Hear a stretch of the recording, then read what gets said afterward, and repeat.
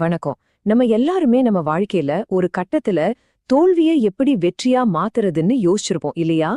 இன்னைக்கு நம்ம கார்த்திக் அப்படிங்கிற ஒரு மாணவனோட கதை மூலமா இதுக்கான பதில தேட போறோம். இது சும்மா ஒரு கதை மட்டும் இல்ல.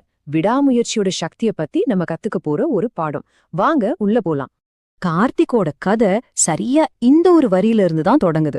யோசிச்சு பாருங்க, இது எவ்ளோ ஆழமான ஒரு விஷயம். அவனோட உண்மையான போராட்டம் அவனுக்கு கிடைச்ச தோல்விகள் கிடையாது. ஆனா, போதுண்டா சாமி, இனிமே நம்மால முடியாது அப்படின்னு முயற்சிய கைவிட நினைச்சான் பாருங்க, அந்த ஒரு நிமிஷம். அதுதான் அவனை கிட்டத்தட்ட உடைச்சே போட்டுருச்சு. இதுதான் இந்த கதையோட மையப்புள்ளி. கதையோட முதல் பாகம் தோல்வியின் மௌனம். ஒரு விஷயத்துல தோத்துட்டா வலிக்கத்தான் செய்யும். ஆனா அந்த வலிக்கப்புறம் நம்மள சுத்தி ஒரு மௌனம் உருவாகுமே, அதுதான் ரொம்ப கொடியது. கார்த்திக்கோட கதை அப்படிப்பட்ட ஒரு மௌனத்துல இருந்து தான் தொடங்குது. கார்த்திக் ஒரு இன்ஜினியரிங் ஸ்டூடெண்ட். படிப்புல ரொம்பவே கஷ்டப்படுறான். ஒரு தடவை இல்ல, திரும்ப திரும்ப ஃபெயில் ஆகுறான்.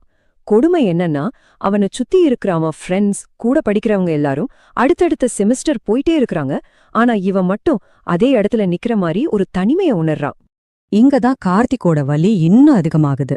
ஒரு பக்கம் ஃபெயிலியர் வலிக்க, இன்னொரு பக்கம் எல்லாரும் நம்மள விட்டுட்டு முன்னாடி போயிட்டாங்க, நாம மட்டும் தனியா நின்னுட்டோம் அப்படிங்கிற அந்த உணர்வு அவனை இன்னும் நொறுக்குது. உண்மையில அந்த தனிமையோட மௌனம்தான் அவனுக்கு மிகப்பெரிய எதிரியா இருந்துச்சு.